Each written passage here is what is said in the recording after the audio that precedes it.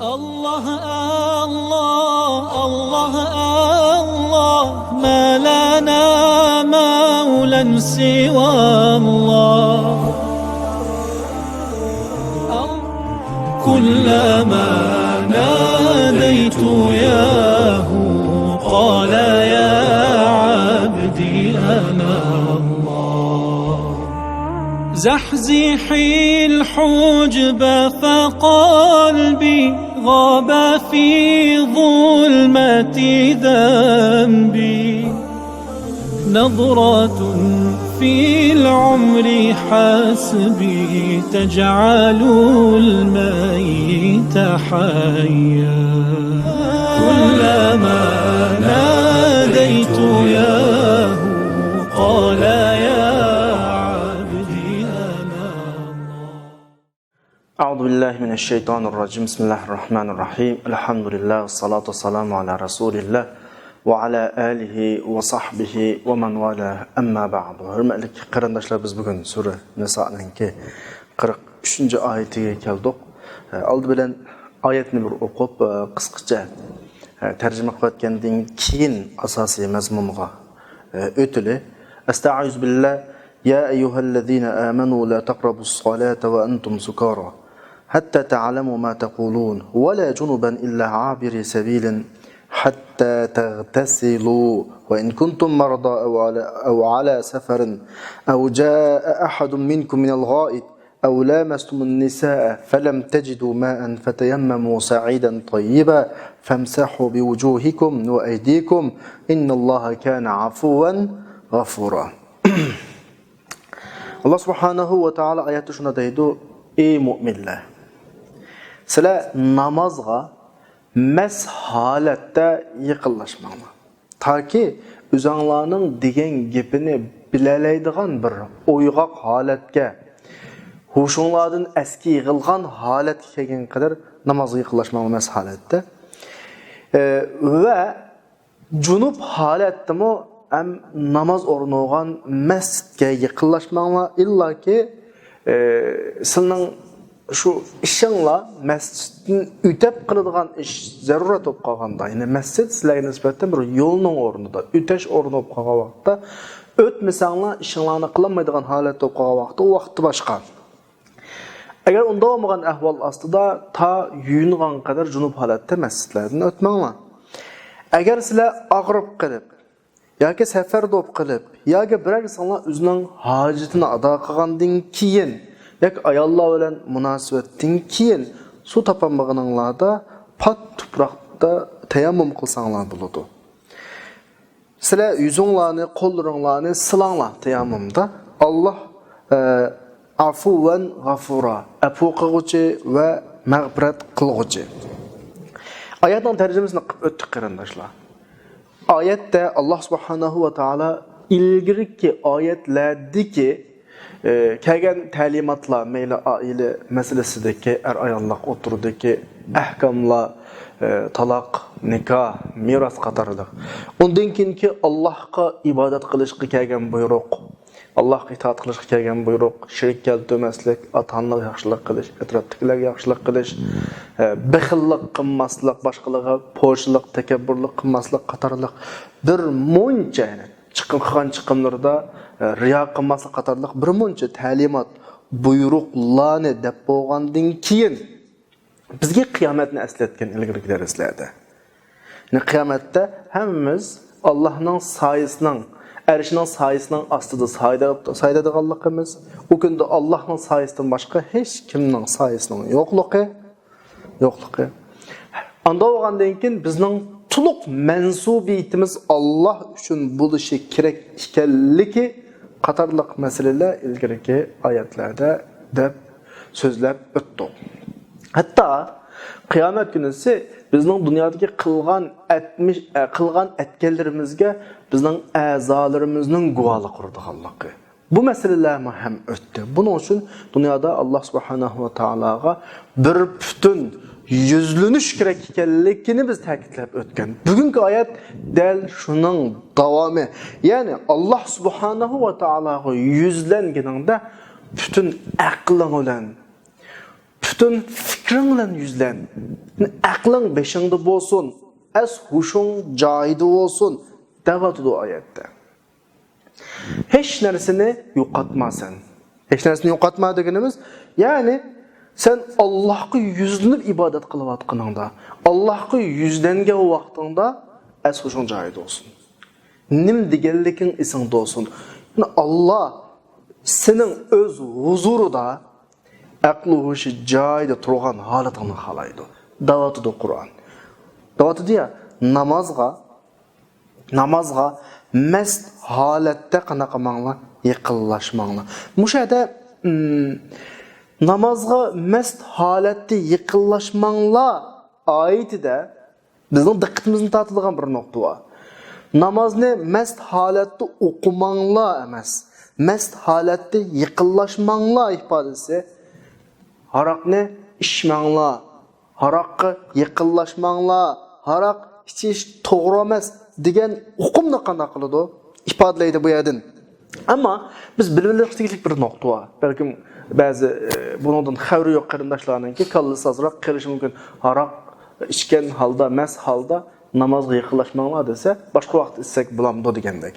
Bilimiz, islomninki shariat yo'lga qo'yish, qonun ahkomlarni yo'lga qo'yish prinsipida aqidaga munosabatlik masalalar, dinning asosiy prinsip masalalari, dinning kulliyotlari keskin shaklda yo'l qo'yilgan. Buningda hech qanday bugun qil atqil masalasi yo'q.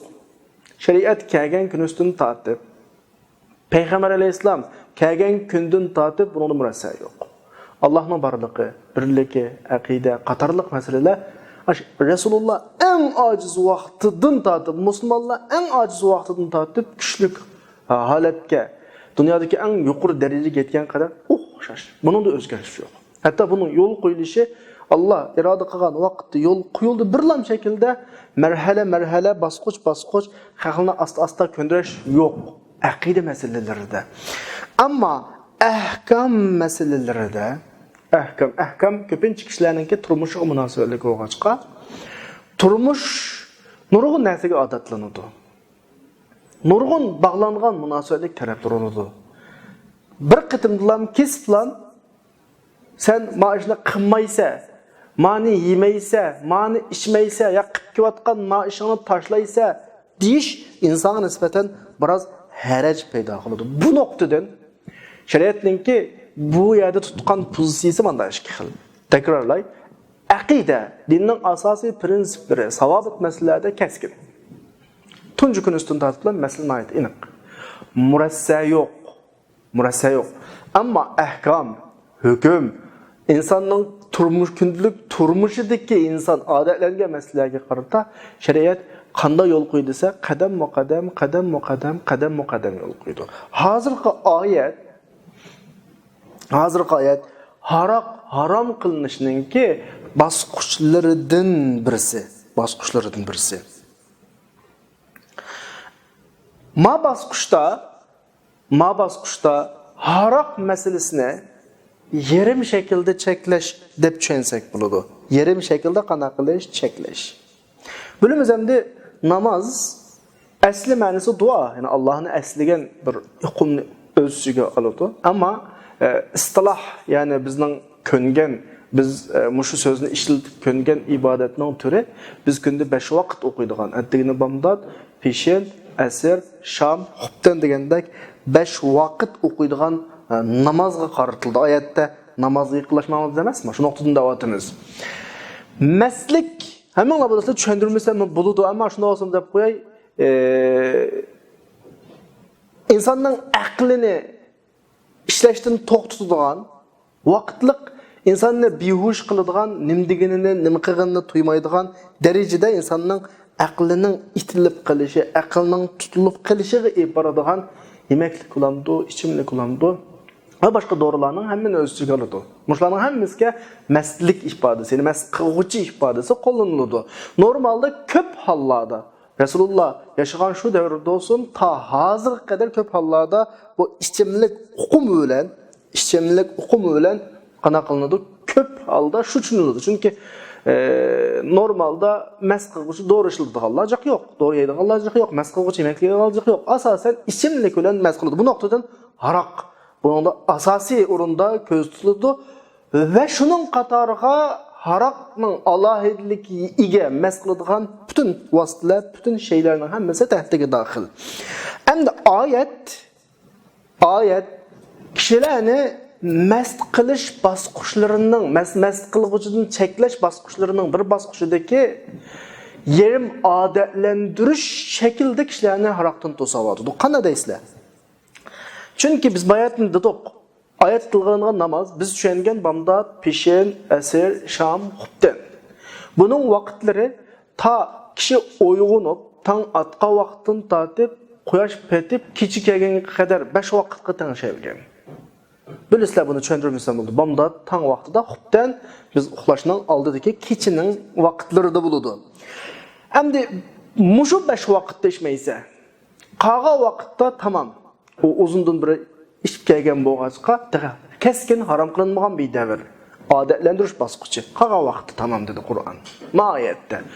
Shuning bilan inson atdigan bamdodni o'qib bo'lib, peshingacha oraliq qisqa bilamiz. Peshin asrning oraliqi, asr shamning oraliqi, sham xubtaning oraliqi. Bu oraliklarda haroq ichgan kishi mastlikdan yeyib bo'lmaydi. G'olib, ya'ni ko'pincha ahvolda. No'g'andikin namoz o'qiyotgan vaqtida mast qilg'uch harom bo'ldi ham oyatlar to'xtaydi.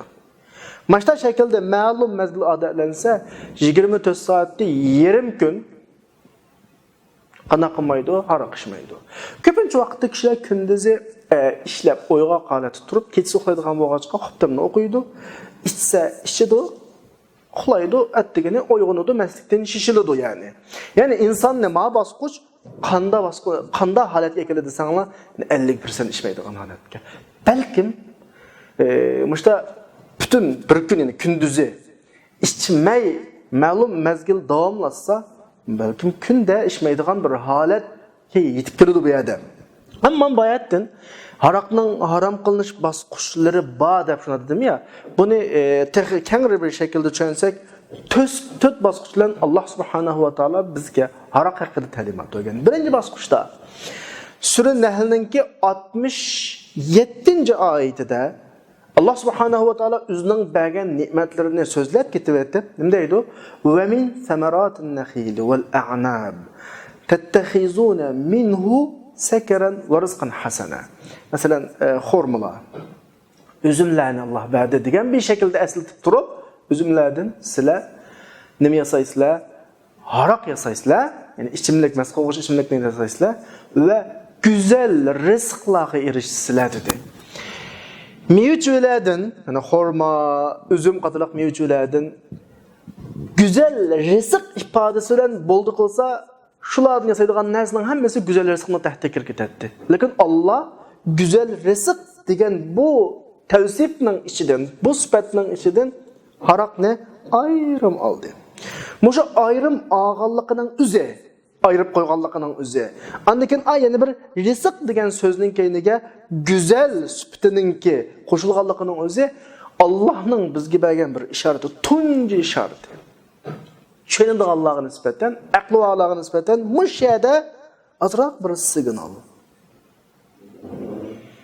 Andikin bu bara bağan sire kishilarningki bir qanday qiladigan ko'ngil bildigan bir temasiga aylandi. Chunki haroq haqida har xil gap so'zlar bo'lishga boshladi. Mushu signaldan keyin ba'zi voqealar yuz berishga boshladi haroqqa munosabatlik. Kishilar oxirsida qana qildi? So'di.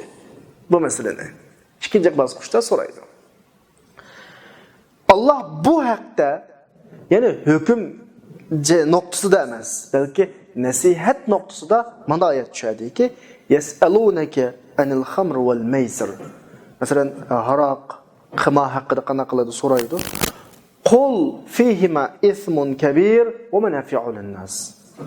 Bu haroq, qimor degan narsalarda büyük bir zarar, ziyon, gunoh va buningda, jinoyat va buningda. Va manafi'u lin-nas. Ma'lum darajada kishilarga foydasi va qanday foydasi va masalan, haroq deb bir kasb turi o'rtada paydo bo'lishi mumkin. Bunun zavatları da işleydiğin, soda ticaret kılıdığın, dükkan açıdığın degendek. Andikin arak içkendiğin kim belki kişiler arak içti közlegen ma'lum bir özününki keyfiyatını tanışış meseleleri buluşu mümkün. Bunu kişiler payda karışı mümkün. Ama ve ismuhuma ekberu min nef'ihima. Bu ikisininki zararı, ziyni, cinayeti ötküzdüğün hatalıkları faydasından köp. Yani Allah bu ayette hüküm vermedi bizge. Belki iki hükümünü koyup o aldığımızda, iki tarafını koyup tallaş ihtiyarlığını bizge verse erken dedi. Körüstüp koydu. Allah Rabbimiz buluş süpütüyle körüstüp koyup yine bizge mecburlamadı. Mao eğer zararlık, ancak paydası var deyip qaraydı kişiler mesela kişiler. Ama ayette ismun kebir Allah özgü bir vasf nispet. Ve menafi'u linnas kişilerin azraq menfaati var kişilerine nispeten. Ma şekilde ifadeler var. Yani bu ihtiyar koydu yani. Akıllı insan bu noktaya vakitte bunu Allah dedi, Rabbimiz dedi, paydası var, azraq paydası var. Andaki zararı var dedi, büyük zararı var dedi.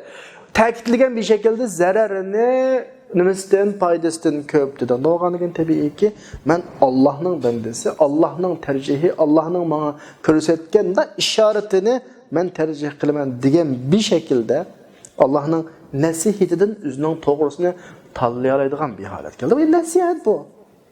Nasihat oğayken insan nasihat adeta normal insanın nasihatini kabul kılır ya. Allah'ın nasihatini kabul kılış, Allah'ın körsetken yol besligisi boyunca yol tanlaş en doğrusu. Lekin hüküm yok. Halal, haram, hükmü hala yok bu ayette mi? Doğanıkin yani tabii ki kişiler arasında işidik Allah'ımı devam kılıdı, işmeydik Allah'ım devam kılıdı. Muş yukarı etken iki basqıçlı Allah'ım. Ayet'inki Sure Nahl'ninki 67. ayetteki bir işaret, bir belge. Sure Bakara'nın 219 hazır okugan ayetteki iki işaret bilen, hazır bizde kötke iki işaret bilen bir kısım kişiler toxtab qaldı araqdan. Yani bir kısım kişiler devam qılayverdi. Ondan keyin bir mesele yüz berdi. Qaysi mesele yüz berdi? Bazı kişiler namazda okup etip, mesela "Kul ya eyyuhel kafirun la a'budu ma ta'budun" degan oyatni meslik holatda a'budu ma ta'budun ma'no asman zamin farq qiladi.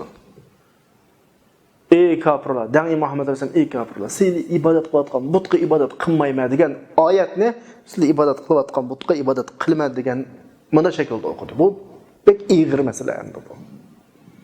Yani mesele madarajaga yetdi. Shuni bilan Allah subhanahu va taolo bu yerda yerim holatda hukm chiqardi. Hozir qadar hukm yo'qdi, ammo yerim holatda hukm chiqardi. Nima dedi? Tamam, sen ishchiva. Ammo mening huzurimga kelgan vaqtida ishma. Mening huzurimga aqling bilan kel. Hushing bilan kelki, la taqrabus salat va antum sukara. Mas holatda mening g'ashimga kelmadi dedi Allah subhanahu va taolo. Bu 3-chi bosqich. Bugun biz o'qiyotgan oyat harom qilinishining nechinchi bosqichi? 3-chi bosqichi. Eng oxirida masala texmo biroz kengaydi masala. Masalaning biroz talablari hammaning diqqatini ta'at qila boshladi. Hamma o'ylan masala haqida, bu aroq masalasi haqida kesin bir hukmga erishkisi keladigan bir holat oldi. Shuning bilan sahabalar kelib, Rasulullohning qashig'iga kelib, bizga aroq haqida zada keskin bir hukmdan birini deb aslida Allah subhanahu va taolo Sura Maidaning 90-oyatini aytadiki, innamal khamru wal maysiru wal ansabu wal azlam rijsun min amali shaytan fajtanibuhu.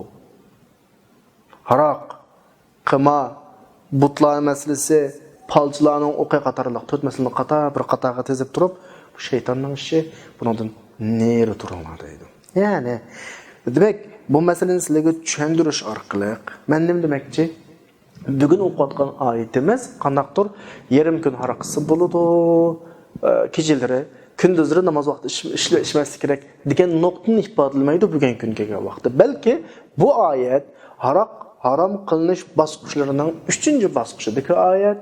Shu vaqtida kishilarga nisbatan buningga kunab bo'g'icha asta tedrici holatda kishilarni ko'ndirish uchun kelgan 3-bosqich, ya'ni namoz vaqtida qanaqa qilmanglar, haraq ichmanglar, namoz vaqtida mas holatda kelmanglar degan bir shaklda oyat bizga shuni da'vat etdi. Ya'ni xuddi oyatdan berayotgan bir mesaj, signal nima desa Allah, tamam, boshqa vaqtlaringda xalqning oldida nima desangda, aql o'shun joyida ulandı, aqlın ketemdi o'zingni qilgan. Ammo mening huzurimga kelgan vaqtida nim diginingni farq etgudek, oyatlaringni qanda o'qiganligingni farq etgudek bo'p kelmening qashimga degan bir shaklda bir yarim kunlik eskartish verdi. Anikin oyatning oxirisi va la junuban ikkinchi hukmi va la junuban illa abirsan hatta taqtasilu. Oyat 5da namozga qanday qilmanglar, yiqillashmanglar ifodasi bizga masjid hukmini beradi ya. Endi masjidga munosabatlik bir mazmun chiqyapti. Junub holatda masjidga kirmanglar. Masjidga yaqinlashmanglar. Yuyunganga qadar. Ammo sizning mushu ishinglar jiddiy ishinglar. Yani yuyunishinglarga o'xshash. Masalan, sizlar uy masjid bilan suvning uyanına oturdi masjid var. Masalan, misal qilyapman men. Sizlar hozir junub Zade mescidden ütüp bunda mescid 2 yolunun oturda öymağı, mescidin ötmesi oturduğu yol yok. Mescidin o tarafında su var. Sizler övgü su akılıştın mescidin ötüşte orkıldı bunda yol doğru kep kalkan halette. Yani ciddi zırıl halette o vakitte başka. Onda olmağa ahvalasında Allah'ın huzuru yani okşaş ilgirki ayetlerin asas noktası bir pakiz halette kelanlar. Aklı şoğunu yığıp durup kelanlar. Aqllan bu yerdagi junublikning nima aloqasi bor? Maslikning o aqllan aloqasi bor. Ammo junublikning aqllanning aloqasi bor desa, bilasizlar, junublik ayol o'tirdagi munosabatdan keyingi bir sifat yani. İnsondagi ta'sir. Ayol munosabat o'tkazgandan keyin inson o'zini qo'yadi. Bu vaqtda insonning kallasi ishlamaydi, ya'ni aqli yig'ilmaydi yani. Aktifliği yo'qaydi, o'zini tashlaydi. Bütün hücrelere bir xil haduq, charchigan, o'zini tashlagan bir holatga o'tadi. Bu vaqtda insonning zehni qanday yig'ilsin? Alloh subhanahu va taolo masjidga yaqinlashgan vaqtida, Allohning huzuriga kelgan vaqtida yana aktiv, jonli, bütün vujudimiz bilan aqliy tafakkurimiz yig'ilgan bir holatda kelishni talab qiladi bizdan. U o'simi yuyunish orqali bo'ladi. Ya'ni yuyungandan keyin bizning burunqi bo'shashgan holatlarimiz, aqliy tafakkurimizning chechilgan holatlari, o'zimizni quyayotgan holatlarimiz asliga keladi. Alloh bizdan buni talab qiladi. Xuddi bu oyatdan haraqdinmi Allohning huzurida o'yg'oq hushimiz bilan turishni talab qilgandek, haraq ichmanglar, namozga haraq masalat kelmanglar deyish orqali ma holatda masjidga junub holatda yaqinlashma degani masjidga kelgan vaqtingda aktiv. Bütün hücrelerin canlılık bir halatda, aqli tefekkürün yığılgan bir halatda, yani üzerine koyuyotgan boşka halatda emas, mında halatda kel degandek bir signal, mesaj, mında bir uqum bizga qanday qilyapti, bir lotada qarindoshlar. Ondan keyin shunga munosabatlik hukmlar o'tirib qo'yadi oyatda va in kuntum marda aw ala safarin. Masalan, inson kasal og'rib qolgan vaqtida yoki bir safar ustib qolgan vaqtida, og'rib qolsa ba'zida suv ishlatilmaydi. Masalan, safar ustib qolsa suv har doim tepish qulaysiz. Bugungi kunda nisbatan qulay bo'lsa-mu, yana normal yashash rayonidagi o'xshash safarda suv tepilish ahvoli qiyin. Tepilsa tabiiy unda masala yo'q, ammo tepilmay qolgan ahvol ostida. Undan boshqa inson hojatini ado qilib kelsa, tahoratini durdi ya, tahoratini olgandan keyin Allohning huzuriga chiqmoqchi bo'lsa, namoz o'qimoqchi bo'lsa, yoki avlamastumin nisa ayollar bilan munosabat o'tkazib bo'lgandan keyin, ya'ni bu yerda demakchi bo'lgani nima desa, Allohning huzuriga chiqmoqchi bo'lganda jonli, aktiv, aqli fikrimiz bir yerga to'plashgan, Allohga loyiq bir shaklda tozalangan, pokizlangan, ratlik bir holatda chiqishimiz kerak-da. Ashta chiqishimiz kerak. Ammo agar yuqorqidek tahorat taqozo qiladigan, yuyunishni taqozo qilgan ahvollar bo'lib, suv topolmay qolsanglar. Suv topilib qolsa, Alloh ilgirki oyati degandek, oyatning 5 degandek, yuyunib, tozalanib, bir jonlanib, aqliy hoshimizni bir yerga yig'ib, to'plab chiqishimiz kerak. Suv topolmay qolgan ahvol ostida Alloh suvning o'rniga bizga yana bir ishdan birini yo'l qo'yadi. U bo'lsin nima? Pak tuproqda qanday qilish, tayammum qilish. Bu Alloh subhanahu va taolaninki ummati Muhammadiyaga qilgan nimasi rahmatdir. Chunki ilgirki ummatlarda bunda ahvol yo'q. Ya'ni normalda suv tepilsa, suv bilan tozalanamiz, suv bilan ibodatga hozirlanamiz. Suv tepilmay qolgan vaqtida Alloh subhanahu va taolo Allohning huzuriga chiqish uchun tayammum qilishni bizga berdi. Yani mesele bir yerde Allah'ın buyruk meselesi. Bazıları deyişim mümkün suğu insanı tazlaydı. Topuk kanla tazlaydı. Bir yerdeki muhim nokta mesele Allah'ın buyruk meselesi. Biz ne su ile tazlan dese su ile tazla kılımız, pakizlenimiz. Topu ile toprak tazlan dese topu ile tazlanımız. Xuddi bazıları soraydı ya, Kabe'ye ibadet kılış bir Kabe bir quruluş bu hemenler bilesizler. Kabe Allah'ın üyü deyimiz, taşta salıngan bir öy. Taş ibadet kılış, but ibadet kılışlar oxşamasmı deb sual soraydı. Belki mesela o taş o but emas, belki Allah'ın buyruq meselesi. Allah şu taşqa, şu öyge qarab ibadet kıldı, kıldık. Minaga chiqqan vaqtda taş at dedi, onu şeytandek taş attık. Yeni bir taş, Hacer-el Esved'ni o taşını söydük. Bu Allah'ın buyruk meselesi. Su ile tazlan dedi, tamam su ile tazlandık. Su tapanmağında toprak ile tazlan dedi, toprak ile tazlandık. Biz meyli bununki hikmetini düşünsek de yaxşı. Düşünmeginimizde Allah'ın buyruk üstüde qanaqlik qiliyoruz. Bu Allah'ınki ümmeti Muhammediye'ye qilgan bir merhamet. Peygamber aleyhissalatu vesselam bu haqda ilgirki hech qanday payg'ambar berilmagan 5 turlik alohida ahvol menga berildi. Utitu khamsan lam yu'tahunna ahad min al-anbiya. Ilgirki hech qanday payg'ambar berilmagan 5 turlik alohidalik menga berildi. Birinchisi dushmanlarimning mendan ay musofisi, bir oylik Iroq musofida turib qo'qish. Ikkinchisi zaminning hammasi menga masjid va tahorat oladigan vasita berildi. Su tahorat olamiz ya, su topilmagan vaqtda tuproq orqali qanday qilamiz? Tahorat olamiz. Uni boshqa hadisning oxirigacha mazmunlari bor.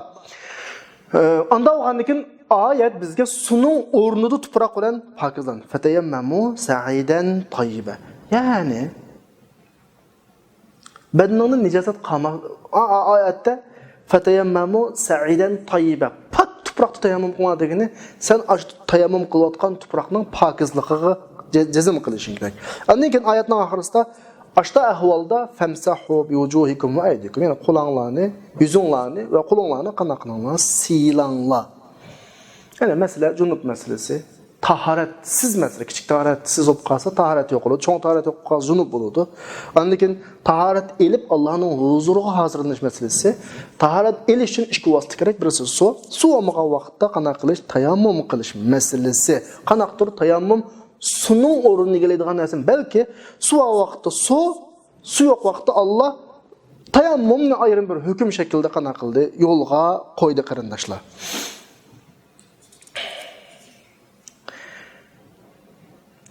Su bilan tayammumning farqi mushu. Suda masalan biz og'zimizni chayqash, burnimizni chayqash, yuzimizni yuvish masalasi bor. Ammo ma'noda faqat siylash masalasi. Yetadi mushu yetarli juma. Hamda ba'zilar mushu tayammum masalasiga kelgan vaqtda qo'limizni tuproqqa bir qitim urimizmi, ikki qitim urimizmi, na qislaymiz deydi. Ulamolar ba'zi bir qitim urib, yuzing bilan qo'lingni silasang bo'ldi deydi. Ba'zi ikki qitim urib silasang bo'ldi deydi. Ammo masala tahbib, yengillashtirish masalasi. Oyatning oxirisida Alloh innalloha kana afwan g'afura.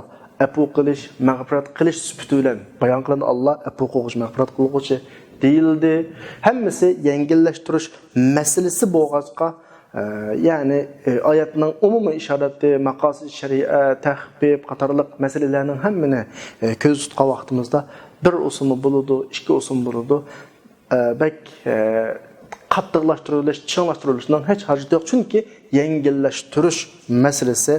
Shuni bilan vaqtimiz bilan bugungi darsimiz bu yerda to'xtadi. Inshaalloh kela qatimliq darsimizda Sura Niso'ning 44-oyatda Ko'rishganga qadar hammani Allohga omonat qildim. Va axiru da'wana alhamdulillahi robbil alamin. Assalomu alaykum va rahmatullohi va barakatuh.